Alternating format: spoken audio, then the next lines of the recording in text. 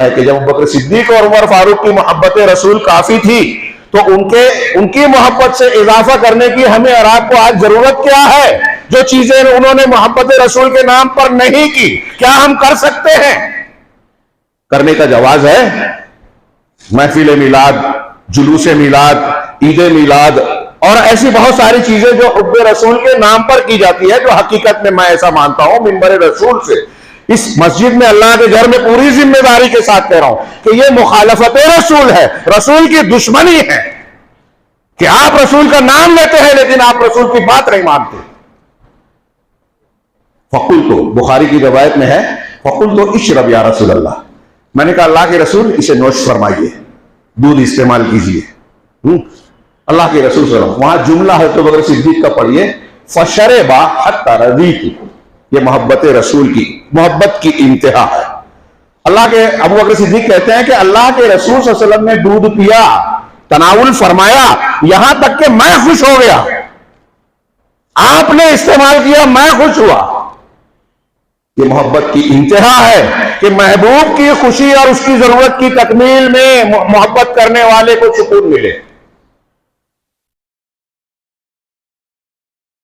حضرت ابوبکر صدیق رضی اللہ تعالیٰ نبی کریم صلی اللہ علیہ وسلم سے کیسی محبت کرتے تھے، قربان جائیے، مثال نہیں ملتی۔ آپ کی پوری زندگی حب رسول کا بہترین نمونہ ہے، اتباع رسول کا بہترین نمونہ ہے۔ اگر اللہ کے رسول صلی اللہ علیہ وسلم سے محبت کرنی ہے، آج ہمارے یہاں لوگ دعویٰ کرتے ہیں، بہت سارے لوگ، آپ، ہم، دوسرے دنیا کے بہت سارے مسلک کے لوگ، تو ان سے سوال کیجئے کہ جیسے سیدنا ابوبکر صدیق رضی اللہ تعالیٰ عنہ نے محبت کی تھی، ویسے اگر ہم نے اللہ کے رسول سے محبت کی، جتنا ہماری طاقت ہے اس کی اتباع کی، تو کیا ہمارے لیے کافی ہے یا نہیں نجات کے لیے؟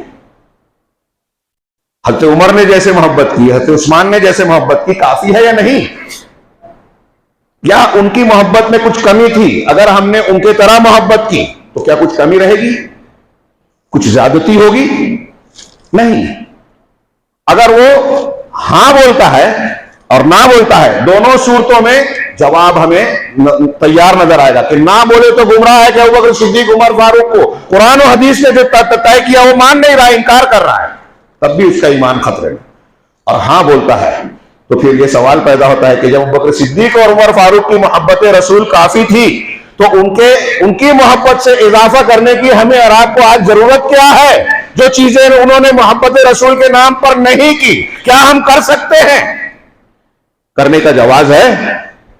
محفل میلاد، جلوس میلاد، عید میلاد اور ایسی بہت ساری چیزیں جو حب رسول کے نام پر کی جاتی ہے، جو حقیقت میں ایسا مانتا ہوں منبر رسول سے اس مسجد میں اللہ کے گھر میں پوری ذمہ داری کے ساتھ کہہ رہا ہوں کہ یہ مخالفت رسول ہے، رسول کی دشمنی ہے کہ آپ رسول کا نام لیتے ہیں لیکن آپ رسول کی بات نہیں مانتے۔ بالکل واضح بات۔ سیدنا ابوبکر صدیق کی محبت کیسی تھی؟ صرف سفر ہجرت دیکھ لیجئے، پڑھ لیجئے، حدیثوں میں جو بیان کیا گیا ہے بخاری، مسلم اور دوسری کتابوں میں۔ اللہ کے نبی صلی اللہ علیہ وسلم کے ساتھ ہجرت کے سفر میں سیدنا ابوبکر صدیق کا کردار کیا رہا؟ انتظار میں ہے، ساتھ کے لیے بے چین ہے، غار میں جاتے ہیں، پہلے خود جاتے ہیں، اپنے کاندھے پر اٹھایا جیسا کہ روایتوں میں، اوپر چڑھتے ہیں، پہلے خود گئے، صفائی کی، اندر انتظام کرنے کے بعد، سوراخ بند کرنے کے بعد اندر بلا رہے ہیں۔ کسی چیز نے ڈس لیا، آپ آرام کر رہے ہیں حضرت ابوبکر صدیق کی ران پر سر رکھ کر، ڈسنے کے بعد تکلیف ہو رہی ہے، حرکت نہیں کر رہے ہیں کہ نبی کریم صلی اللہ علیہ وسلم کے آرام میں خلل نہ ہو، آنکھوں سے تکلیف کی وجہ سے آنسو آ گئے، آنسو ٹپک کر اللہ کے نبی صلی اللہ علیہ وسلم کے رخسار مبارک پر گر گئے۔ آپ بیدار ہوئے، پوچھا ابوبکر کیا ہے؟ کہا اللہ کے رسول کسی چیز نے ڈس دیا ہے لیکن میں نے حرکت نہیں کی کہ آپ کے آرام میں خلل۔ آپ نے اپنا لعاب لگایا۔ یہ ایک آگے راستے میں جب بڑھ رہے ہیں تو کبھی آگے، کبھی پیچھے، کبھی دائیں، کبھی بائیں، اللہ کے نبی صلی اللہ علیہ وسلم سکون کے ساتھ قرآن پڑھتے ہوئے چل رہے ہیں۔ سیدنا ابوبکر صدیق آگے پیچھے۔ پوچھا ابوبکر یہ کیا کر رہا ہو؟ کبھی آگے، کبھی پیچھے، کبھی اس طرف، کبھی اس طرف۔ اللہ کے رسول مجھے ڈر جب یہ خیال آتا ہے کہ آگے سے کوئی گھات میں ہوگا اور آپ پر حملہ کر دے گا تو میں آگے آ جاتا ہوں کہ حملہ ہو تو مجھ پر۔ جب یہ خیال آتا ہے کہ کوئی تعاقب کرتا ہوا دشمن پیچھے سے آئے گا اور آپ کو نقصان پہنچائے گا تو میں پیچھے آ جاتا ہوں، یہی سوچ کر دائیں بائیں آتا ہوں۔ اللہ کے رسول اگر میں ختم ہو گیا, مجھ کو نقصان پہنچا تو میں ایک آدمی ہوں, اور آپ اللہ کے رسول ہیں, آپ کا اگر آپ کو نقصان پہنچا تو دین کی دعوت کا نقصان پہنچے. نبی کریم صلی اللہ علیہ وسلم اسی سفر میں جب ایک جگہ آرام کر رہے ہیں تو بکر صدیق, میں تفصیل میں نہیں جا رہا ہوں, صرف نقطے کی بات جو مقصود ہے وہ بتا رہا ہوں, سائے میں آپ کو صفائی کر کے لٹا دیا, خود بھی تھکے ہیں لیکن چمڑے کا ایک حصہ بچھا کر آپ نے کہا آرام کیجیے.